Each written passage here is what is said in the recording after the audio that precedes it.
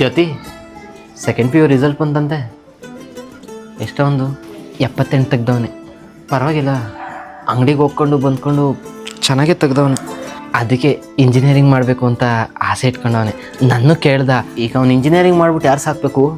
ನಾವೇ ನಮ್ಮ ಅಂಗಡಿ ಇಟ್ಕೊಂಡು 10-15 ಜನಕ್ಕೆ ಕೆಲಸ ಕೊಟ್ಟಿದ್ದೀವಿ. ಅವನು ಇನ್ನೊಬ್ರು ಕೆಳಗಡೆ ದುಡಿಬೇಕಾ? ಬೇಡ ಅಂತ ಹೇಳು. ಲೇ ಅದು ಸ್ಟ್ಯಾಕ್ ಕಣಲೇ.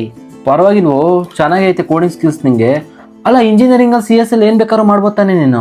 ನಮ್ಮ ಮನೇಲಿ B.Pharm ಮಾಡ್ಬೇಕಂತೆ, ಮೆಡಿಕಲ್ ಸ್ಟೋರ್ ನೋಡ್ಕೊಳಕ್ಕೆ ಯಾರೂ ಇಲ್ಲ ಅಂತ. ಲೇ, ಬಯೋ ಲಿಂಕ್ ಐತೆ, ಅದನ್ನ ಕ್ಲಿಕ್ ಮಾಡಿ ರಿಜಿಸ್ಟರ್ ಆಗೋ. ನ್ಯಾಟ್ ಎಕ್ಸಾಮ್ ಬರೆಯೋ.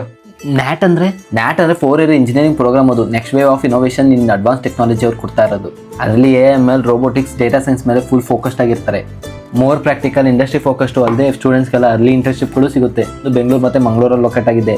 ಸುಮ್ಮನೆ ಸೇರ್ಕೋ, ನಾವು ಇಷ್ಟಪಟ್ಟಿದ್ದನ್ನು ನಾವು ಮಾಡಲೇಬೇಕು. ರಿಜಿಸ್ಟರ್ ಆಗೋ ಫಸ್ಟು. ಅದು ನಮ್ಮ ಮೆಡಿಕಲ್ ಸ್ಟೋರು, ನಮ್ಮ ಅಪ್ಪ ಕಟ್ಟಿದ್ದು. ನಮ್ಮ ಅಪ್ಪ ನೋಡ್ಕೊಂಡ್ಮೇಲೆ ನಾನು ನೋಡ್ಕೊಂಡಿದ್ದೀನಿ. ನೆಕ್ಸ್ಟು ನೀನು ನೋಡ್ಕೋಬೇಕಷ್ಟೇ. ನೀನೀಗ ಇಂಜಿನಿಯರಿಂಗ್ ಅಂತ ಬಟ್ಟ ಸೇರ್ಕೊಂಡ್ರೆ ಯಾರು ಬರ್ತಾರೆ ನೋಡ್ಕೊಳಕ್ಕೆ? ಅಪ್ಪ, ಪ್ರತಿಯೊಬ್ಬರು ಅವ್ರ ಜೀವನದ ನಿರ್ಧಾರನ ಅವರೇ ಮಾಡ್ಬೇಕಪ್ಪ. ಅವಾಗಲೇ ಅದು ಹೊಣೆ ಪೂರ ಅವರೇ ತಗೊಳೋದು. ಸತೀಶ, ನಿಂಗೆ ಈಗ ನಿಮ್ಮಪ್ಪನೂ ಮೆಡಿಕಲ್ ಸ್ಟೋರ್ ಹಾಕೋ ಮುಂಚೆ ಅವರಪ್ಪ ವ್ಯವಸಾಯ ಬಿಟ್ಟದಕ್ಕೆ ಹೋಗ್ಬೇಡ ಅಂತ ಹೇಳಿರ್ತಾರಲ್ವಾ? ಅವ್ರು ಏನೋ ಹೊಸ್ದಾಗ ಅವ್ರು ಇಷ್ಟಪಟ್ಟಿದ್ದು ಅವ್ರು ಮಾಡಿದ್ಕೆ ತಾನೇ ನೀವು ಅದನ್ನ ಫಾಲೋ ಮಾಡ್ತಾ ಇರೋದು.